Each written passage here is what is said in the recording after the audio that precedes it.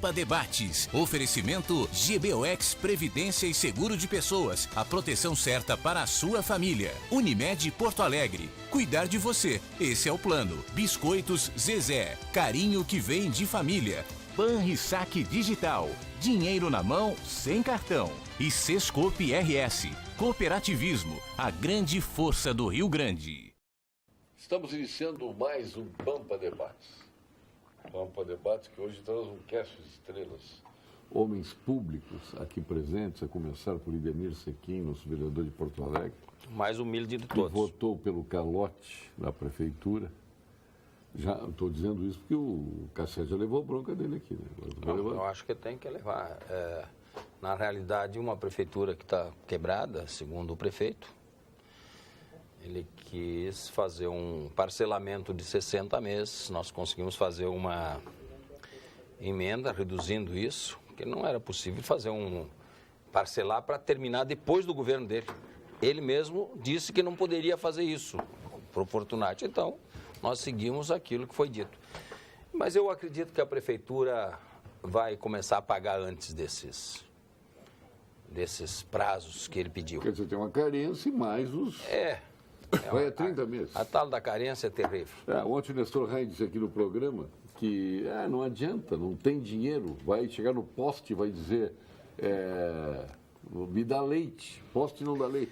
Agora, na hora do trabalhador que não recebe, o trabalhador lá do fornecedor que não recebe... Eu não penso assim. Na hora do funcionário público estar recebendo parcelado, vai lá cobrar a luz dele, vai cobrar a Corsã.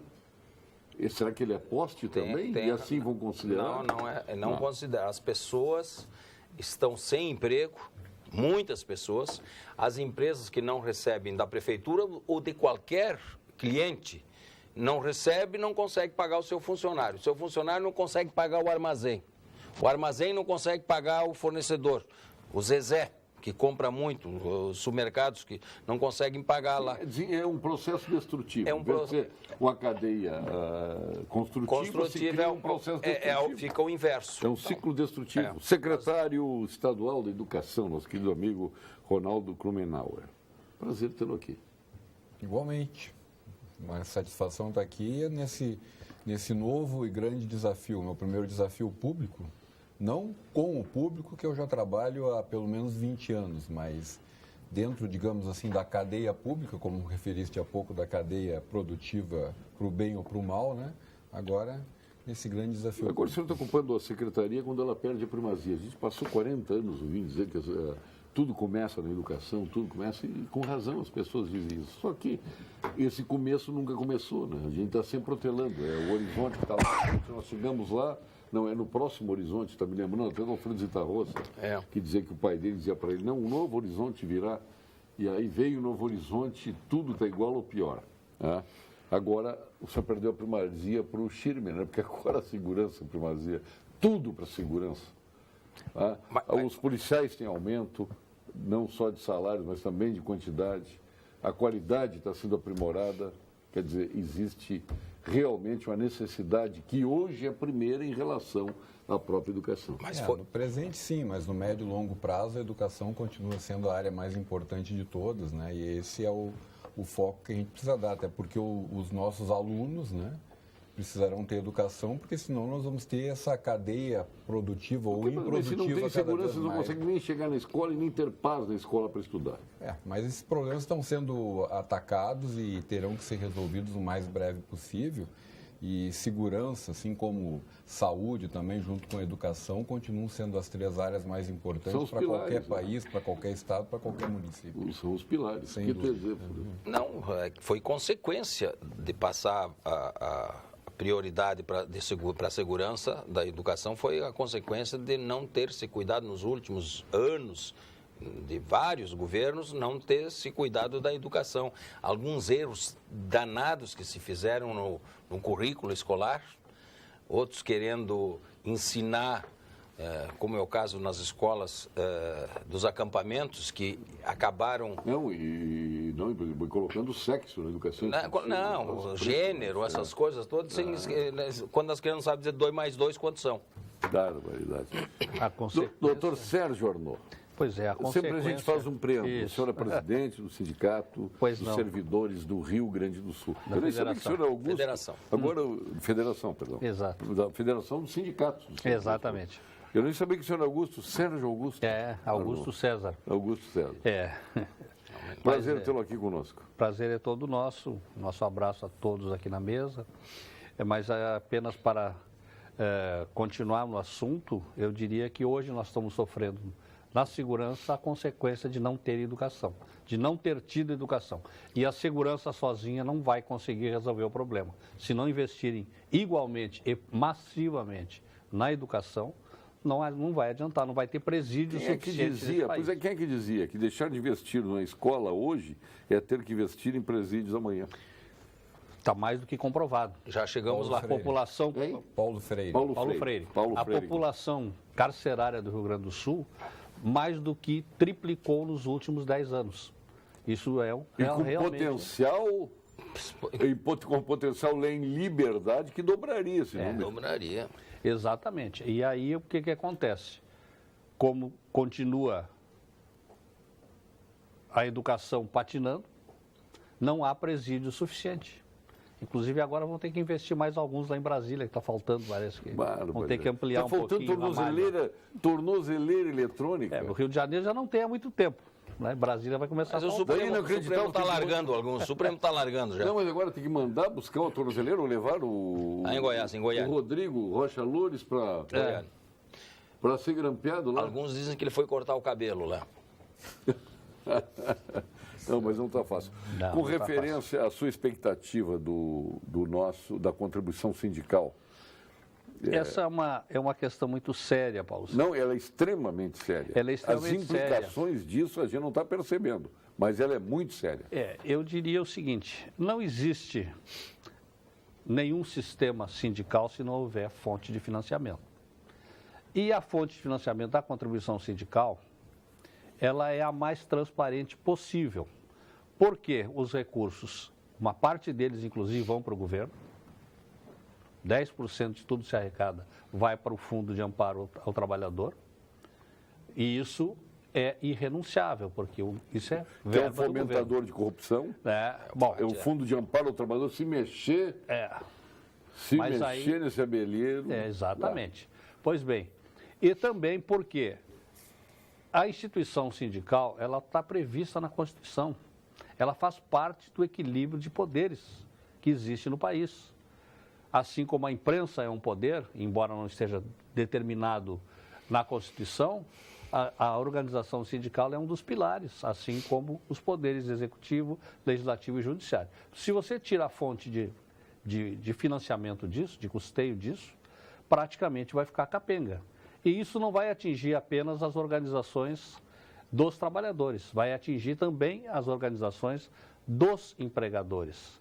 Tá? Esse vai ser um problema seríssimo, porque aí se diz, não, mas o Sistema S recebe. Quem recebe são as confederações, esse dinheiro vai ficar lá com as confederações e as federações, inclusive as patronais, os sindicatos patronais, vão perder o objeto. Porque sem dinheiro ninguém consegue fazer nada. Mas agora, tudo bem, agora o senhor não acha que tem excesso de sindicatos no Brasil? Mas esse é um problema... Quantos sindicatos nós temos? Mais de 15 mil sindicatos? Eu não tenho a noção, eram 11 mil há pouco tempo. Mas o problema está exatamente... mesmo que partido político, né? Vai abrindo e... Mas é a mesma coisa, estanca. É a mesma coisa que acontece em outros setores. É a excessiva politização do Ministério do Trabalho, que permite que isso aconteça. Se houver um critério rígido e esse critério for seguido... Olha, quem está dizendo aqui é um presidente de federação se houver um critério de rígido, trabalhadores. Não. Atualmente, se fabrica uma ata, isso tanto vale para o setor empresarial como para o setor de trabalhadores. Se fabrica uma ata e se tiver um bom padrinho, vamos dizer assim... Isso, eu não estou dizendo novidade, isso já saiu nas revistas, inclusive, nos jornais. Se resolve a oficialização do sindicato em uma semana. Agora, nós temos sindicatos ligados a nós que estão há 10 anos solicitando. Mas por quê? Porque não entraram nesta ciranda política, né? Para não falar outros meios menos oficiais. Mas dá para entender. Então, como nós, por uma questão ética, não aceitamos esse tipo de ingerência, nós sofremos. Nós temos sindicatos há 10 anos. Um demorou 12 anos. Enviou o pedido de registro em 2002 e saiu em 2014. 12 anos. Por quê? Porque nós não cedemos exatamente ao canto da sereia, né? Para poder entrar no sistema. Agora, tem sindicatos que se resolvem em uma semana. E nós somos absolutamente contrários a isso. Quantos nós queremos sindicatos tem no seu guarda-chuva da federação? Nós temos cerca de 16. 16. Nós representamos mais de 100 mil servidores. E estamos em fase de expansão. O sindicato dos professores? Não faz parte. O CEPERS tem uma organização própria em nível nacional, participa da Confederação Nacional dos Trabalhadores em Educação. Então, é outro veio. Não temos ligação, a não ser uma ligação, vamos dizer assim, de atividades mais partidarizada em alguns segmentos. Então, nós respeitamos as orientações, inclusive eles recentemente tiveram um processo eleitoral, onde a chapa majoritária ganhou com mais de 55%. A situação. Ganhou, o que é um bom depoimento da categoria. Ou seja, se uma chapa consegue se eleger com 55%, é sinal que mais da metade dos eleitores confiaram nela, né? Secretário Ronaldo, pois aí vamos chegar a esse relacionamento com o CEPERS, que todo mundo se queixa, o gestor público normalmente se queixa do enfrentamento com o CEPERS, das dificuldades que se tem na educação. Como é que o senhor está sentindo isso? Eu fui, na realidade, nas 4 chapas, inclusive na vencedora que foi a eleição, uma unanimidade. Todas as 4 se manifestaram publicamente que eram contrárias à minha indicação. Então, quanto a isso, já havia um preconceito estabelecido, que eu não entro na uma certeza que o governador acertou, então. Não, numa certeza, de que fizesse tanto parte faria. de determinados partidos, o senhor receberia a simpatia. Pode ser, é que eu não faço parte de nenhum partido, né? Eu não tenho filiação partidária e quero dar uma contribuição ao poder público no tempo que eu vou ficar à frente da Secretaria de Educação e realmente não estou muito preocupado com a questão partidária, né? Não está nos meus planos, nada contra, muito pelo contrário. Eu acho que a política é a solução de vários problemas, principalmente dos principais do Brasil. Então, o ponto não é esse, não. O ponto é de que já houve uma determinação. Eu já tive reunião antes da eleição, a presidente Helenir e parte da sua equipe tiveram lá comigo, teve algumas pautas que foram discutidas, eu propus e ainda proponho que a gente possa construir uma pauta em comum, né? E acho que a gente ainda pode evoluir nesse sentido, né? Então, mas agora é difícil, possibilidade de fazer uma pasta que tu pode olhar, criticar o sindicato, o CEPERS sindicato. Agora, olhar os professores... Mas eu não tenho intenção, Paulo, A remuneração de um professor é baixíssima. E eu acho que o retorno é proporcional ao que se paga, infelizmente assim.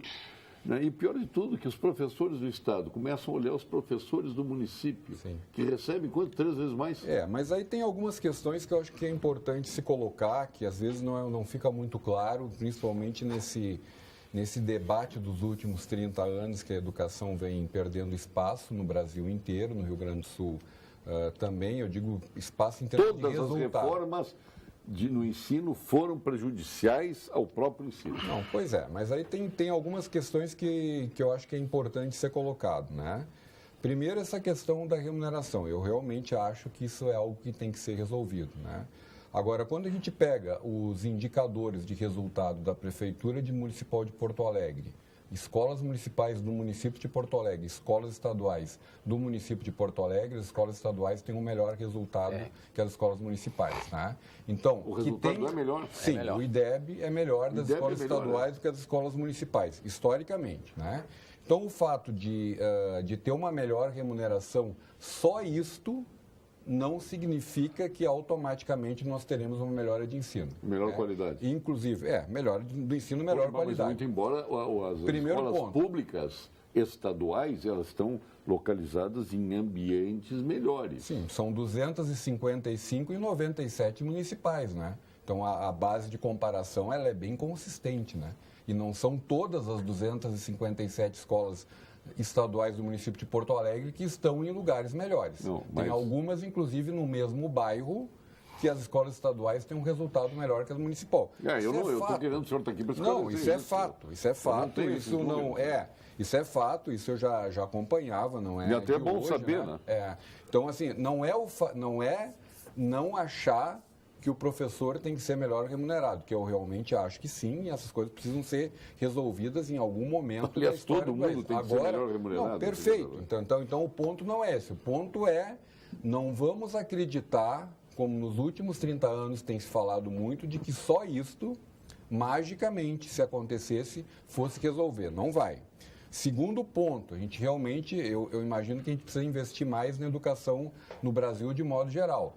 Agora, a quantidade de recursos, percentual de PIB que nós já investimos na educação, ele já é igual aos países mais desenvolvidos do mundo. A maneira como nós estamos utilizando esse recurso é que muitas vezes é diferente. E isto, a melhor comparação para mim é o PISA, que é um processo de avaliação internacional que tem de escolas públicas e privadas, com alunos de 15 anos, onde o Brasil fica em 58º a 60º lugar, dependendo qual é a disciplina, de 65 países avaliados. Então, também a nossa escola privada, quando comparada com outras escolas privadas de outros países do mundo, nós perdemos.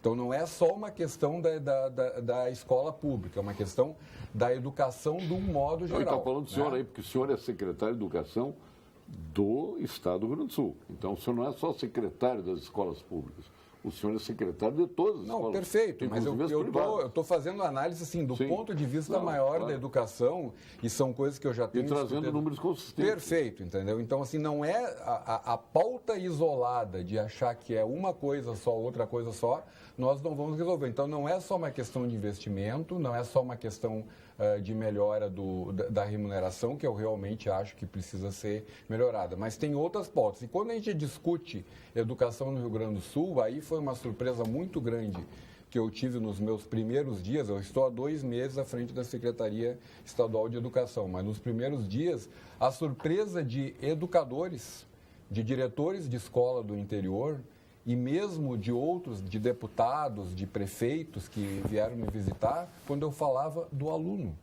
Que eu estava com uma preocupação muito grande do resultado que nós estamos dando para o aluno, e toda a pauta que me era trazida não falava do aluno e não falava na melhora da educação. Não que as outras coisas, Paulo, e colegas não sejam importantes, são, como, por exemplo, a questão da reforma de escolas, que depois eu posso falar o quanto que nós estamos fazendo e o que vai ser entregue até o final do ano que vem, como, por exemplo, outras demandas que são pertinentes à escola e à comunidade. Agora, nós temos um fator principal que é o aluno. Se nós estamos oferecendo aos nossos alunos um aprendizado ruim, e isso é fato, nós, Brasil, eu não estou nem só falando só Rio Grande do Sul, e nós acharmos que não melhorando ou que não alterando absolutamente nada, nós vamos obter resultados diferentes, é uma ilusão. Então, o que eu estou propondo e o que eu estou negociando dentro da Secretaria, e é por isso que eu aceitei o convite, porque se fosse para manter exatamente como estava, não quer dizer que alterações que vão ser feitas vão surtir os resultados esperados, e aí, se não surtirem, a gente tem que corrigir. Agora, o que é certo é que, se não tivermos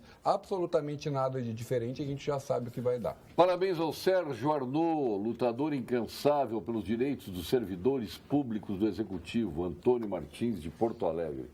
Olha o reconhecimento, parabéns aí, Sérgio Arnaud. Obrigado. Pitágoras, 500 anos antes de Cristo, se educarmos as crianças, não será necessário punir os homens. Bela frase, hein? Conhecia essa já? Não conhecia, mas se ele me autorizar, eu adoto. Então vamos pedir vamos falar com o Pitágoras. Não, eu sei, eu estou brincando. Eu sei que você está brincando. Não tem, está o centro espírita resolve. Boa tarde. Darcy Ribeiro dizia que a escola que se abre... Cada escola que se abre são presídios que se fecham. José da Tristeza. Está vendo a importância disso? Paulo Sérgio. Aqui está fazendo o Nestor, por favor. Paulo Sérgio está reclamando aqui de um delay, pequeno delay que tem em Cachoeirinha, aí nós vamos providenciar. Quem dizia, se não construirmos escola, teremos que construir presídios, foi o Darcy Ribeiro. Está vendo? O telespectador está atento. Luiz Eduardo aqui falando. Verdade. Não consigo entender vocês. O Sartori parcela e não paga juros aos servidores do Executivo. Já há 2 anos. Vocês não criticam tanto quanto o Marquesan? Como não? Como não se criticou o Sartori? Se criticou o Sartori? Claro que o Sartori já está ajustando, né? Quem fez escola foi o gringo. Agora, água... Como é que é? Quem fez escola foi o gringo. Agora, água. Tem barulho, Valmir de Pelotas, não entendi. Mas não, o governador Sartori foi criticado aqui também, né? Boa noite, onde está a democracia que me obriga a pagar sindicato se eu não quero pagar? Paga quem quiser, se não se sustentar, que feche as portas. Grande fonte de renda para poucos onde muitos pagos. Fernando de Juí. Gostaria de responder para o Fernando. Sim. Eu dizia o seguinte, se ele lesse um pouquinho da história, retrocedesse um pouquinho, ele veria que no final do século XIX, na Inglaterra e no resto do mundo, os trabalhadores trabalhavam 18 horas por dia. As crianças também, as mulheres, inclusive as grávidas. E isso só mudou porque naquela época se constituíram as uniões de trabalhadores, que regularam isso e que impuseram a regra, inclusive, de 8 horas de trabalho diário. Assim como o 13º salário e tantas outras coisas. Então, se não houver sindicato, ele sozinho vai enfrentar toda uma corporação dos empresários, e evidentemente que os empresários vão puxar para o seu lado, que cada um puxa para o lado que lhe favorece mais. Então, eu quero vê-lo sozinho, enfrentando toda uma máquina, sem ter ninguém para defendê-lo.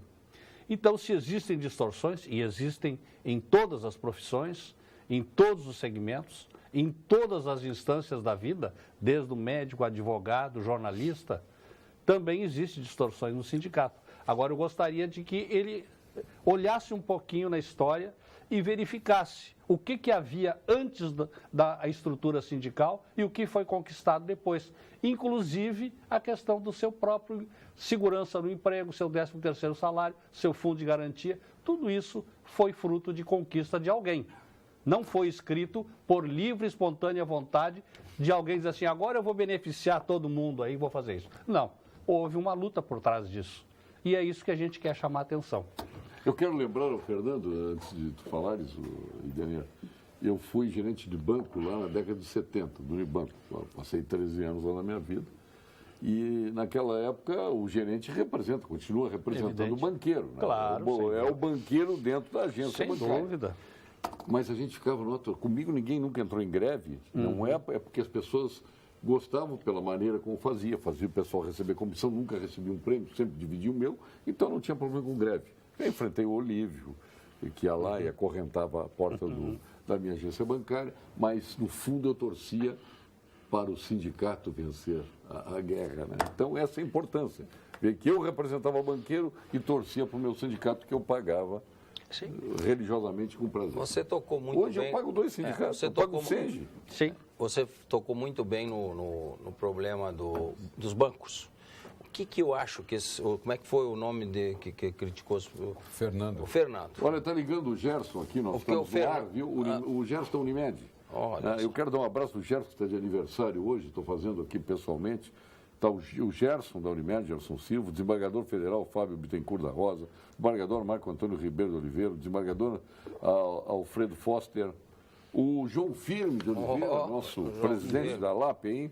O Eduardo, o nosso Eduardo Bier Correia. Dado Bier. O Dado Bier. E o Gerson de aniversário. Então, um grande abraço a ele aí nesse dia. Que seja muito feliz. Ele merece. Merece, sim. Estava falando Não. Um abraço, Gerson. Nos sindicatos, o que eu acho que o pessoal está cansado, Arnaud, não é do sindicalista que faz a coisa, que fez as conquistas dentro da luta normal. Eles devem estar cansados da terceirização que os sindicatos bancários fazem na greve. Eles contratam gente para fazer piquete. Não é o bancário que está fazendo mais piquete. Antigamente era o funcionário do própria agência que fazia lá, olha, estamos em greve. E todo mundo respeitava. Agora, o sindicato contrata pessoas para ficar na porta do banco. Mas, e a população não... a obrigação de que o bancário tem que fazer piquete e não posso ser pessoa... Não, mas, pois é, mas aí quem quiser trabalhar, trabalha. Quem não quiser, não vai. Eu acho que aí sim tem que ter essa liberdade. Agora não pode fazer piquete Mas pago. os sindicatos bancários promoveram uma greve que durou 40 dias. Mas não fez falta nenhuma. Fez falta nenhuma. Tem certas greves que dão lucro para a instituição. Para ti que é feito a informática. Né? Não. Agora que não é feito a informática. Não, mas é um pouco. Então os caras já sabem. Depois que inventaram o WhatsApp, o telefone, os aplicativos, as greves estão começando a diminuir de tamanho. Tem algumas greves públicas que, quando tem greve, o setor público funciona melhor. Ninguém nota que estão em greve. E eu acho que também ele está se referindo àquilo que o Simpa fez ontem na prefeitura. Invadir a Câmara de Vereadores, Sindicato dos Servidores de Porto Alegre, que não representa os servidores. Tinha pouca gente lá, 200 pessoas, fizeram uma esculhambação enorme que prejudicam certamente os servidores que são bons, que trabalham, que são eficientes. Então, deve ser a isso que ele está querendo. Vem cá, nós pagamos o sindicato para quê? Para nos representar ou para invadir os locais de trabalho? Deve ser isso que ele cansou. Pois é, mas eu consultaria o seguinte, se fosse feito, como o nobre vereador, inclusive, fala, meu amigo, se fosse feita uma consulta nos servidores, se eles queriam aumentar a contribuição de 11 para 14, ninguém gostaria. Ninguém quer. Então, quer dizer que o sindicato estava ali porque os servidores não queriam. Ninguém quer. Então. Ninguém quer. Mas aumentar. Agora, senão vai quebrar. Evidente, mas aí vai acontecer igual a Previdência Nacional, a Previdência do Estado. Então, Mas quando se... as más administrações que vêm de muito longe. Literalmente se achaca o dinheiro da Previdência. É verdade, se achacou. Historicamente já foi feito nesse O grande problema é o desvio do dinheiro. Hoje eu estive lá com o presidente Bom, da FEComércio, ele estava me contando, eu não sabia, o dinheiro do Maracanã foi construído com a grana que foi tirada do IAPI. Imagina. Do IAPI. E quando ele anunciou, foi aplaudido pelos trabalhadores e tudo mais. E quantas vezes já foi reformado o Maracanã? Sim. Já foi refeito 3 ou 4 vezes. Mas aí Brasília foi rapar o dinheiro de todos aqueles institutos de previdência. Não, raparam o dinheiro, Itaipu, Binacional, Ponte, Rio-Niterói, tudo mais. E o Estado devolveu. Esse dinheiro não é do Estado. Esse dinheiro, o Estado é o fiel depositário da contribuição do empregador e do empregado. Aliás, se aposta no dinheiro que não é dele. E aí só a porta quebrada. Eu sou vizinho do IAPI. Falamos do IAPI. Aqueles apartamentos com qualidade, quantas pessoas moraram nas construções que o IAPI fazia? Estão aí forte. Aí desmancharam o IAPI, IAPTEC, IAP não sei mais o quê, e fizeram um outro, Banco Nacional da Habitação. Onde é que está o Banco Nacional da Habitação? Tomaram dinheiro de tudo que foi do lado, inclusive da Previdência. Certamente tiraram da Previdência e quebrou. E aí? Vai responsabilizar quem? Quer dizer, nós vemos há tempos, tirando o dinheiro da população e botando nos lugares errados. E chegamos aqui no Rio Grande do Sul, a questão do IP. O IP está mal. Realmente está mal. Mas o patrimônio do IP, acumulado ao longo dos anos, não está sendo cuidado. Ou seja, os imóveis que são a reserva técnica do IP estão todos detonados. Temos um excelente presidente, agora o Tomar vive. Estão todos detonados. E já arrumou o IP uma vez e vai arrumar novamente. Sim, mas temos 2 problemas ainda gritantes. Por exemplo, a fazenda aqui em Guaíba, que é a reserva técnica do IP, foi doada. Foi doada. Pelo Estado, que não é o dono da fazenda. O dono da fazenda é o IP. Fizeram um loteamento ali. As terras que era do doutor Breno Caldas, ali, terras nobríssimas aqui, que valem uma fortuna. Temos agora um outro problema, que é na sua área, na área da educação. Aquela escola ali, em terreno nobre, ali em Petrópolis, na Boa Vista ali. Aquilo é terreno do IP e o Estado está negociando porque o IP alugou para o Estado nunca pagou para o IP.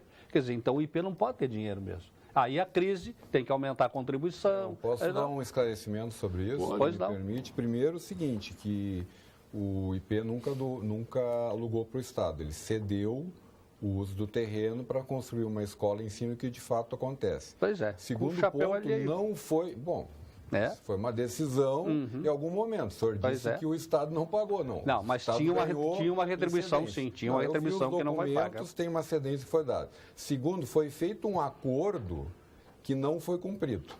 Tá? E aí o Ministério Público e depois o Judiciário acionaram e está sendo decidido na Justiça. Então não houve uma ação nem do governo, nem da Secretaria de Educação e nem do IP em relação a isso. E há uma contrariedade, aliás, uma contraposição em relação a isso, Porque aí agora se alega um problema social. Ah, é uma escola. Sim, uma escola num terreno reserva técnica do IP, que vale uma fortuna, e o IP está passando dificuldades, não consegue reajustar. Inclusive, a Fundação Saúde, né, que é a proprietária, não é o IP. Então, nós não temos como, inclusive, aumentar a remuneração dos médicos que prestam serviço para o IP, mas o IP está sim. Por quê? Porque as suas reservas técnicas... Se venda aquele terreno? Não, ele é reserva técnica. Pois é. Ele é reserva técnica. E daí o senhor sabe o que é que a justiça quer? Que a educação pague 98 mil de aluguel para manter a escola ali. Aí não tem como. Pois é. Então aí o IP continua cedendo e atrasando. Não tem como. É preso por ter cão. Exatamente. Por não ter cão. O Conselho Regional de Medicina Veterinária, preocupado com a formação de bons profissionais e com a saúde humana e animal, é contra o ensino à distância na medicina veterinária. Não podemos permitir que um curso que trata de vidas seja ensinado de forma digital. A vida, ela não é virtual. Portanto, o ensino dessa profissão não pode ser 100% à distância. Conselho Regional de Medicina Veterinária do Rio Grande do Sul, responsabilidade e cuidado com a vida. E vamos agora à mensagem do Conselho Regional de Engenharia e Agronomia do Rio Grande do Sul. CREA-RS em Foco. Atualmente, o Conselho Regional de Engenharia e Agronomia do Rio Grande do Sul, o nosso CREA-RS, possui mais de 70 mil profissionais registrados. São engenheiros, geógrafos, agrimensores, agrônomos, meteorologistas, geólogos, tecnólogos e técnicos de nível médio. O Conselho atua em todo o estado com 44 inspetorias para fiscalizar o exercício profissional, coibindo assim atividades técnicas de pessoas que não estão habilitadas e garantindo a segurança da sociedade nas obras e serviços de engenharia. Acione o nosso Disque Segurança, o número é o 0800 510 2563. 0800 510 2563. CREA-RS, valorização e defesa da área tecnológica. Julho é um mês muito importante para o Unicred. É o mês de comemorar o cooperativismo, um movimento que nasceu da união das pessoas com os mesmos valores e com o mesmo desejo, o desejo de realizar. A Unicred tem orgulho em fazer parte dessa rede e colaborar e contribuir com todos para que todos os dias, a cada dia de nossa vida, o cooperativismo fique cada vez mais forte, transformando sonhos em realidade. Unicred, mais valor para você. E vamos agora ao quadro saúde, com o nosso PhD em Oncologia, titular do Clínicas, do Ernesto Ornelli, sócio fundador do Instituto Oncológico Kaplan, mais jovem membro da Academia Brasileira de Medicina e presidente da Academia Sul-Rio Grande de Medicina. E atualmente presidente da Bienal do Mercosul. Nosso querido amigo Gilberto Schwartzman. Fale, doutor Gilberto. Boa noite, eu sou o professor Gilberto Schwartzman, sou especialista no tratamento do câncer. Os senhores e senhoras não têm ideia de como o tratamento do câncer de mama avançou nas últimas décadas. Antes, as mulheres sofriam com a retirada da mama e com os efeitos colaterais do tratamento, que eram tóxicos e pouco eficazes. Hoje, a medicina aprendeu a separar melhor os tipos de câncer de mama, oferecendo tratamentos mais adequados para cada tipo em particular. A grande maioria das mulheres não necessita mais retirar a mama. Não é maravilhoso isso? Podemos oferecer cirurgia que preserva a mama, associada a tratamentos muito menos agressivos. Da mesma forma, as pacientes que necessitam tratamento medicamentoso são selecionadas de forma muito mais criteriosa e há novos medicamentos muito ativos e menos tóxicos. Ou seja, o tempo de tratamentos tóxicos e poucos eficazes ficou para trás. Discuta esse assunto com o seu médico. Doutor Idenice, aqui não é fácil. Agora, essa questão aqui do Marcel Ross, quase que a ideologia destruiu e depois a razão acabou prevalecendo. Secretário, o Marcel pergunta, qual o segredo do Colégio Tiradentes, se os professores são os mesmos do Estado e o Colégio Tiradentes é o sucesso que é?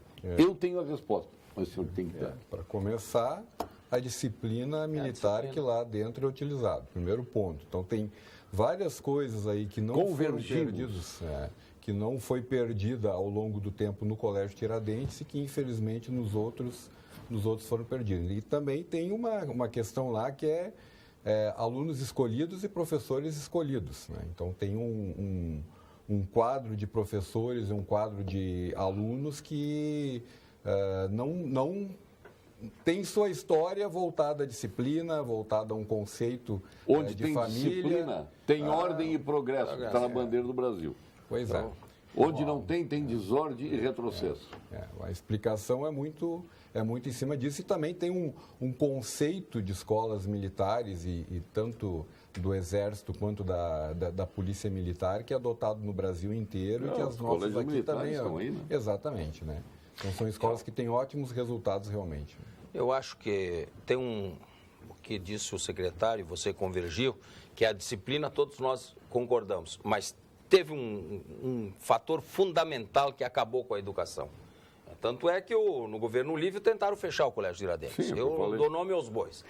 A ideologia do PT e demais alguns partidos aí acabaram com a educação. O CEPERGS ajudou a destruir a educação no Rio Grande do Sul, não os professores, os CEPERGS, que fizeram da ideologia dentro da escola a indisciplina. Plantaram a indisciplina. O programa está à disposição do CEPERS para que vinha exercer aí o direito de resposta. É verdade, foi a ideologização da educação. Não pode se levar a ideologia dentro da sala de aula. Tem que ensinar o que tem que ensinar. Agora não pode. Pô, pelo amor de Deus, destruíram a educação no Rio Grande do Sul. Um dos grandes culpados é o CEPERG Sindicato. Paulo Sérgio, aproveitando que o Sérgio Arnaud está no programa, eu pergunto se ele acha certo os peritos do INSS ganharem comissão para tirar as pessoas do auxílio-doença. Eu, por exemplo, fui vítima disto. Entrei na justiça e o perito de ortopedia do tribunal me colocou de volta. Isto depois de 1 ano de processo. Os peritos do INSS são formados em alguma doença porque eles não te examinam. Só conversa ao contrário do que se esperava. Os peritos do tribunal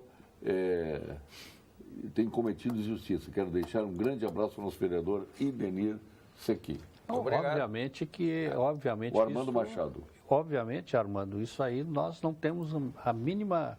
Isso é indefensável. Isso foi instituído pelo governo federal, lamentavelmente, como forma de compensatória, mais um pendurucalho, em vez de corrigir o salário dos peritos, inventaram esse pendurucalho, porque há um interesse do governo em não aposentar. Então, eles gratificam exatamente para que o perito obstaculize a aposentadoria. E para dizer não. Então, isso realmente é uma irregularidade, isso é uma barbaridade. Agora, quanto à questão, eu gostaria de deixar bem claro que eu acho que essa questão do CEPERS, o CEPERS deve vir aqui e responder. Eu não concordo com a afirmação do vereador Sequim, mas eu acho que quem é legítimo para responder isso é o CEPERS. Apenas eu faria uma pergunta que esta sim interessa também a toda a sociedade, e eu gostaria de ouvir a posição do secretário, como ele interpreta, qual é a posição dele em relação ao ensino à distância, inclusive no ensino médio, como foi aventado e como foi agora instituído no Brasil. Os últimos anos do ensino médio, o ensino à distância. Se nós já estamos nessa encruzilhada da educação em crise, como ele vê essa questão do ensino à distância? O senhor está considerando que o ensino à distância seria o problema da educação a partir de agora?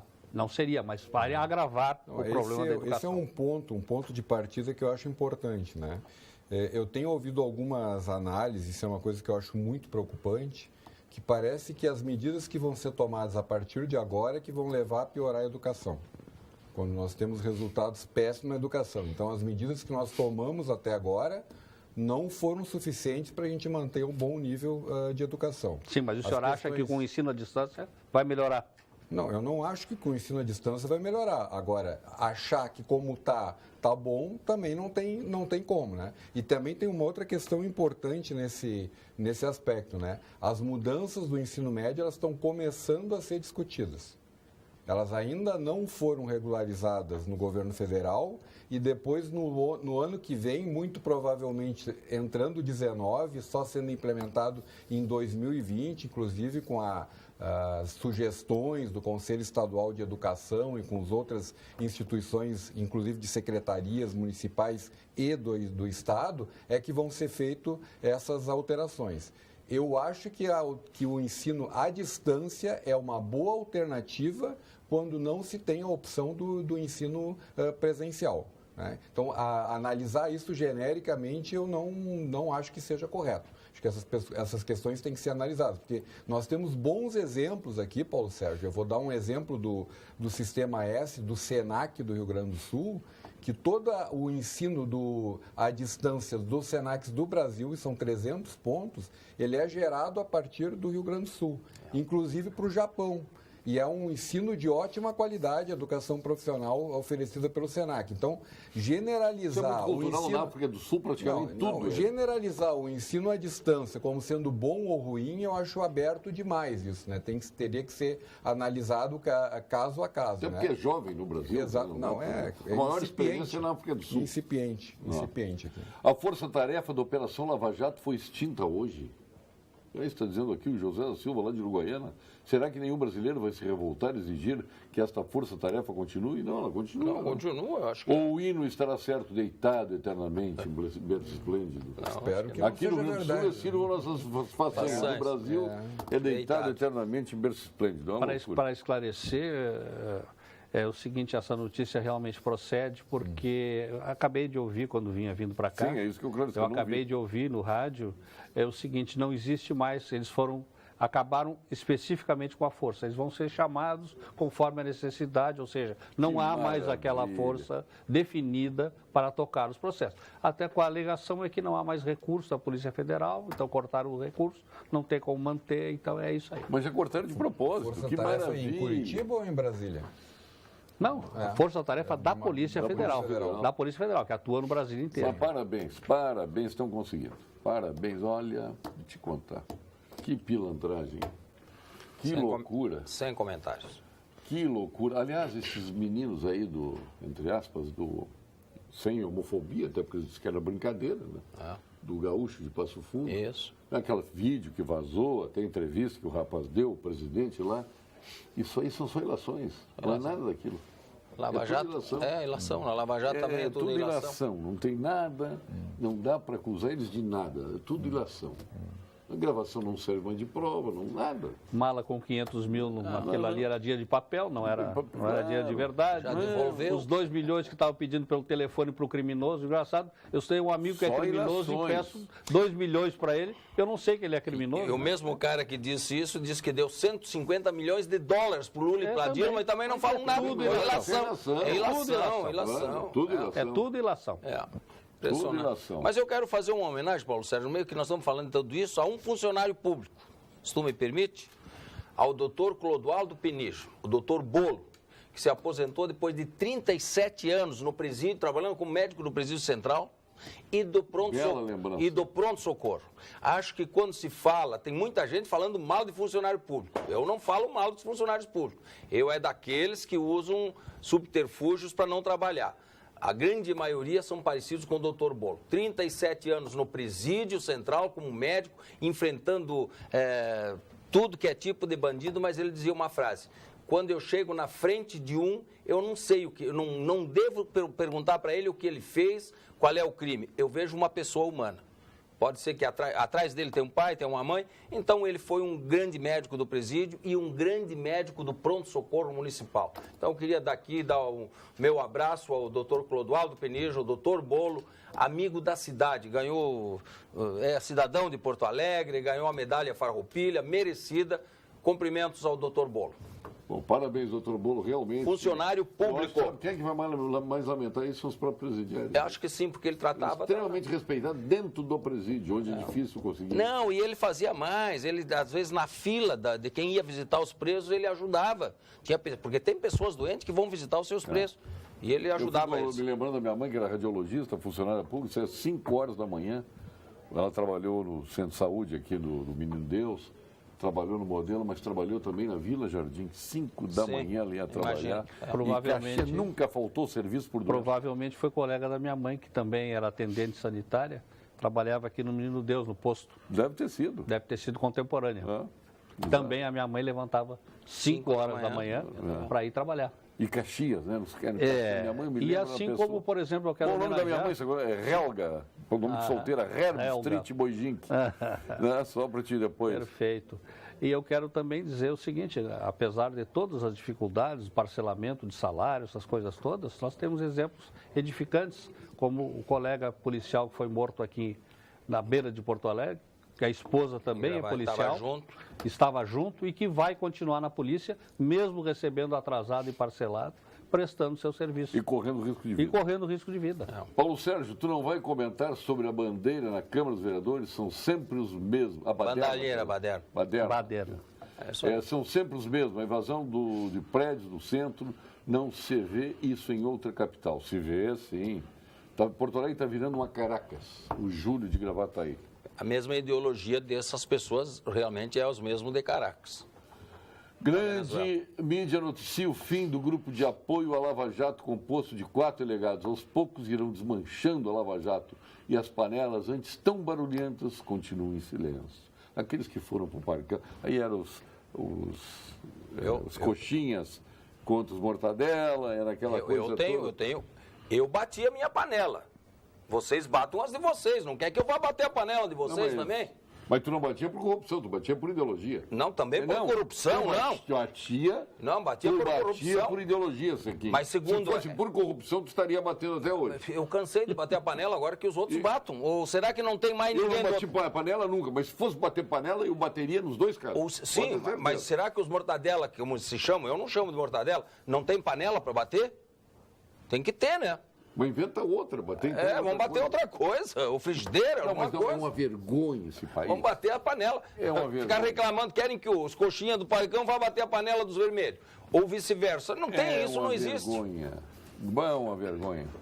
Concordo com o secretário de Educação, o aluno, ponto central da educação, não é mencionado nem tema de preocupação pelos docentes. Jura do Partenon, aqui em Porto Alegre. O secretário está certo. Mas não é muito menos a questão que eu coloquei aí em relação aos docentes, né? Eu falo de autoridades que chegam, que vêm conversar e solicitar questões e não falo no aluno, né? É muito menos isso, né? Do professor do dia a dia, né? Já é uma outra situação. Eu queria fazer uma pergunta... O Gerson Silva aqui agradecendo pelo carinho e a lembrança do seu aniversário, tá? Quem? O Gerson Silva da Unimed. Ah, muito bem, Gerson. Merecido. Jovem Gerson. O que tu ias falar? Não, eu queria fazer uma pergunta para o secretário para aproveitar. Saiu uma notícia que tem que limitar o número de alunos, no mínimo de alunos para a sala de aula. Eu me lembro, uma vez conversando com o governador Requião, quando ainda ele estava bem de saúde mental, ele me dizia... Por quê? Ele tem algum problema? Às vezes dá impressão. Mas por quê? Ele não tem direito a ter a sua posição? Ele não... Tu é um liberal. Quando a pessoa contraria a tua posição, está doente. Não, mas não é por isso. Ele não tem direito a ter a posição dele? Não é por isso. Que ele dorme muito pouco. Ele dorme pouco, ele trabalha demais e às vezes ele dá muitas opiniões. Mas não adianta, e se engana.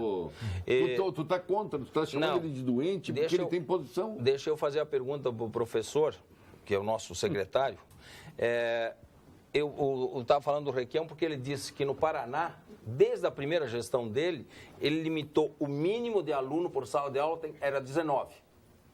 19 alunos, porque no Rio Grande afora está cheio de escola com 5 alunos, 7 alunos, lá no interior, não é possível manter 4, 5 professores para dar uma cadeira a cada um para 7 alunos. Eu acho que isso tem que começar, se é verdade esse esforço da Secretaria de Educação, eu queria cumprimentar o secretário publicamente. O nobre sindicalista está certo, pois o sindicato é o intermediário entre o empregado e o empregador, lutando pela parte mais fraca. Eu vou poder responder, Paulo Sérgio? Pode, eu só estou... Às vezes eu dou espaço para o... Tá bem. Nessa hora não precisa responder porque é elogio. Nós estamos num diálogo hoje aqui, porque o João de Almeida Neto faltou. Acho que ele ainda está voltando de Mendoza. Ele foi visitar ele foi lá para ver Mendoza, certamente. Sim, ou tomou um vinho de Mendoza. Continua tomando. Pô, João. Bom, muito bem. Tem uma portaria do governador do final do ano passado que estabelece como regra geral, isso é importante, no mínimo 16 alunos por sala de aula. Tem que começar. Mas isto aí tem alguns fatores. Vou dar um exemplo concreto. o município de Alto Feliz tem uma escola estadual, tanto pública quanto privada, tem uma escola estadual de ensino médio. Então, ali é um município, por exemplo, ou uma região onde, independente do número de alunos, não tem sentido se utilizar a régua como modo geral. Tem mais do que 16 alunos lá, mas digamos que não tivesse, né, teria que se manter igual. Esta é a minha posição. Segundo ponto, foram reorganizadas mais de 2.300 turmas, né? Isso foi, em algumas vezes, bastante criticado, tanto pela imprensa quanto por alguns setores que são contrários a isso, mas eu tenho um fato que é impressionantemente claro. Nos últimos 15 anos, nós passamos de 1,5 milhão de alunos para 955 mil matriculados. Então, naturalmente, né, o número de turmas vai diminuir. Mas isso, como regra geral, de novo, insistindo nisso, né? Em compensação, as escolas privadas aumentaram o número de alunos. Mas nem tanto. Agora está diminuindo de novo. Farroupilha tem fila. Não, tem... Eu sou do conselho da mantenedora Farroupilha lá. Não, ok. Fila esperando uma vaga no Farroupilha. Farroupilha, o Anchieta, algumas outras escolas, sim, né? Mas teve uma migração também para escolas municipais. Então, em alguns municípios, hoje à tarde ainda eu estive com o prefeito de Gravataí, a secretária municipal de educação ainda me trouxe alguns números, onde lá aumentou, por exemplo, o número de alunos nas escolas municipais, alguns que migraram da estadual, e tem também o fato de que as famílias estão menores, né? Os casais estão tendo menos filhos, então isso justifica. Como regra geral, sim, isso está sendo adotado, agora, evidentemente, que tem as suas exceções, as exceções precisam ser trabalhadas. Nós vamos agora ao ponto final, com Gimo, FCDL e Comércio. Ponto final. Oferecimento Produtos Gimo. Qualidade comprovada. FCDL apresenta Que Comércio, o maior e mais completo programa de qualificação e gestão de empresas. Vou começar com o doutor Ibenir Sequim. Boa noite, Paulo Sérgio, bela bancada. Tu deve estar satisfeito com isso aqui. Aécio Neves continua no Senado. Que vergonha, Regiane Mota. Não estou satisfeito, não. Eu sempre digo, ladrão é ladrão independente de cor. Eu acho que isso é o problema do Supremo Tribunal Federal. Cor partidária. Não, cor partidária. Cor partidária, é lógico. Não tenho problema nenhum, não defendo. Eu não tenho bandido de estimação. O meu bandido, Tu tem panela de estimação. Panela. Nessa tu não bate. Panela, não dá para amassar tanto a minha panela, né? Ainda mais para bater pelos outros. Paulo Sérgio, eu encontrei ali na Praça da Encola, na caminhada, o Fila, seu Fila de Erechim, não é? Né? É um cara de grife. Ele veio de Erechim para Porto Alegre há 5 ou 6 anos. E ele me disse que ele não perde nenhuma noite, porque ele chega em casa cedo e te assiste. Me pediu, faz um favor, dá um abraço para o Paulo Sérgio. Eu vou dar um abraço para o Paulo Sérgio. O Fila aí, o Fila te assiste sempre. Agora, eu queria aproveitar que está aqui o Sérgio Anon, meu querido amigo, de muito tempo, e realmente o que estão dizendo dele aí sobre o sindicato é verdade. Ele luta mesmo, às vezes ele... É um guerreiro. Não, ele enfrentou, deixou de ser candidato, renunciou ao partido para poder ser um sindicalista independente. Então, Sérgio Anon, aqui é o meu reconhecimento. Eu concordando, às vezes nós discordamos da opinião um do outro, mas o reconhecimento pessoal eu faço publicamente. E eu fiquei muito feliz de encontrar o secretário de Educação aqui. Altamente qualificado. Altamente qualificado. E cumprimentar o governador Sartori. Sartori sabe escolher, buscar as pessoas competentes. E parabéns, secretário. Eu vi a sua... Mudou a conversa. Acho que o senhor vai fazer nesses 2 anos aquilo, como diz o governador, aquilo que deve ser feito.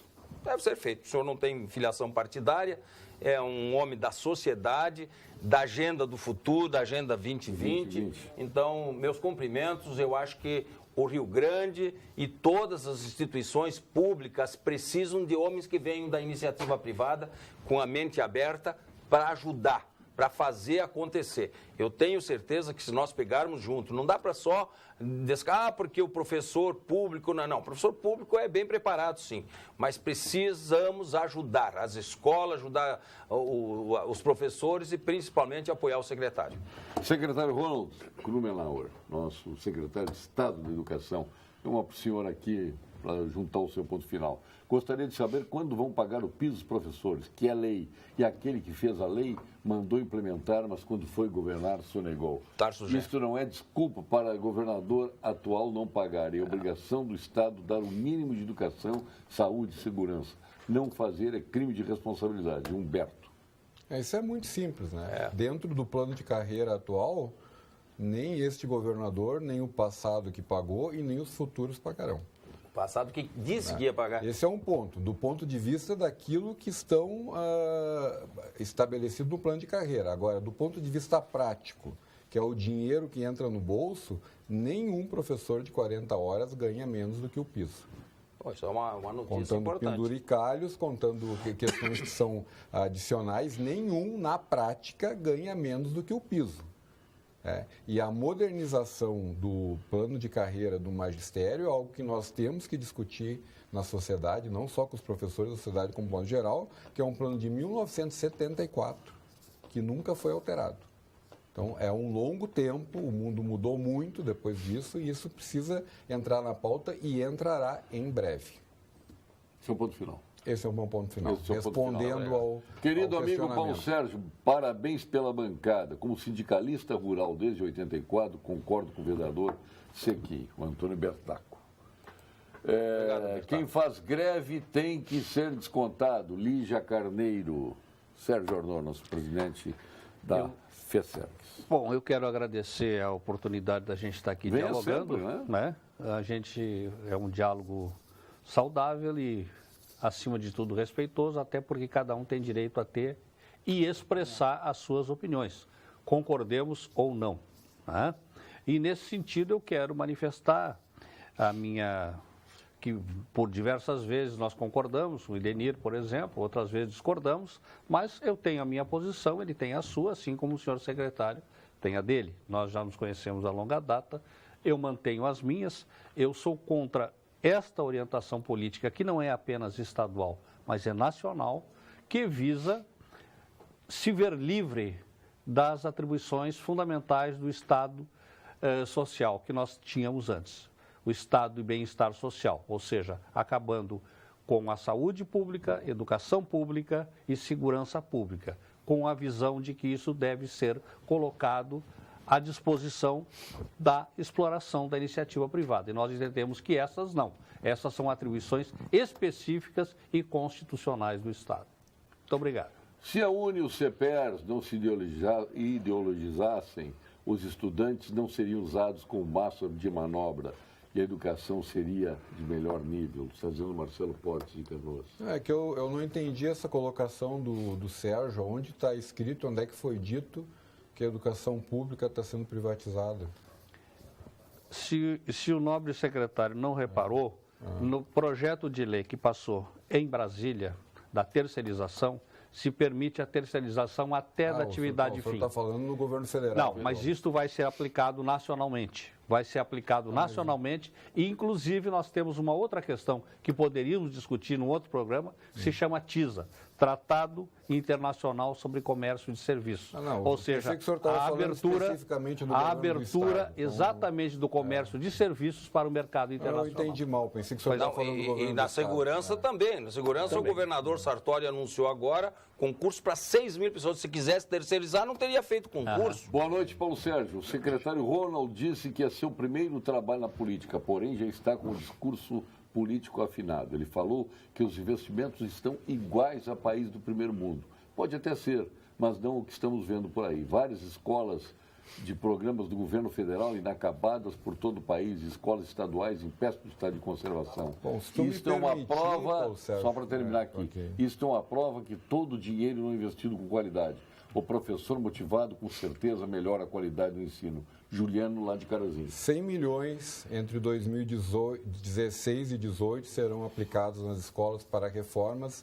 Mais de 600 escolas até o final do ano que vem, estaduais, públicas, estarão reformadas. Ele está falando também federal aqui.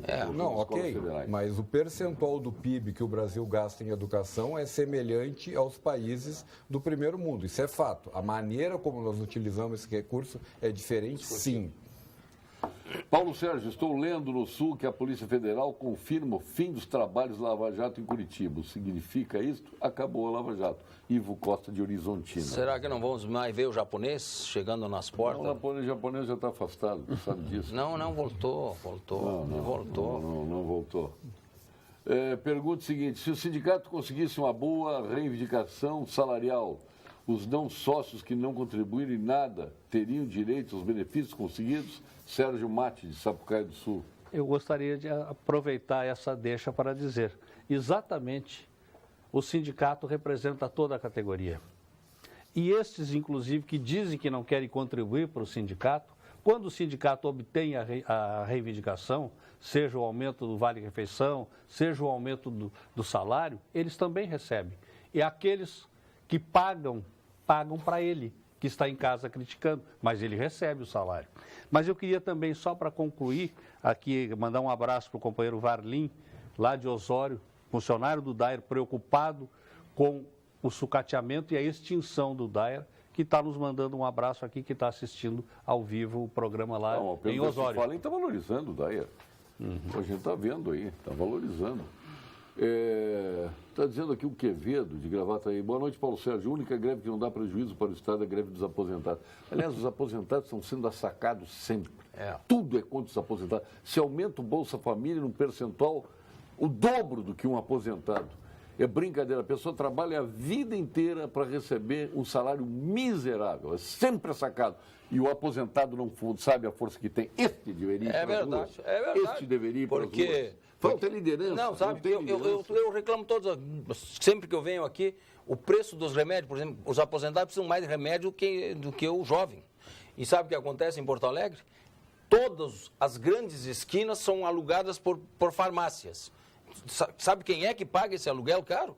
Os aposentados que precisam de mais remédio. Exatamente. Aí se fala os aposentados com 48 anos, com 50, isso só no Estado e algumas categorias. Algumas categorias. A grande maioria são aposentados. Por que os bombeiros querem ser ao mesmo tempo, terem ao mesmo tempo duas carreiras, uma jurídica e uma militar. As benesses do militar e as benesses do jurídica. Aumenta lá em cima.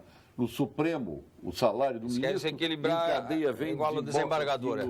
Desemboca aqui em oficiais da Brigada e tudo mais. Mas, enfim, este é o Brasil.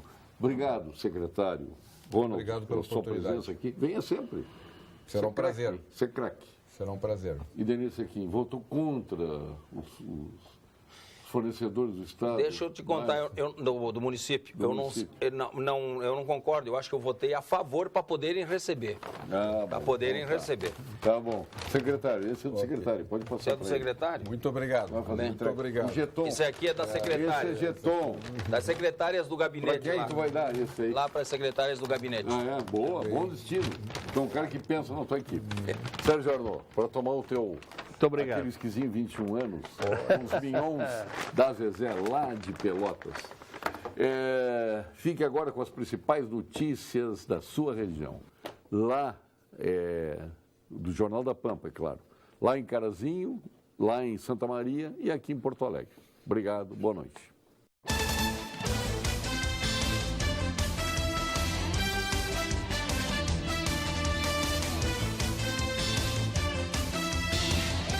Pampa Debates. Oferecimento GBOX Previdência e Seguro de Pessoas. A proteção certa para a sua família. Unimed Porto Alegre. Cuidar de você. Esse é o plano. Biscoitos Zezé. Carinho que vem de família. Banrisac Digital. Dinheiro na mão, sem cartão. E Sescope RS. Cooperativismo. A grande força do Rio Grande.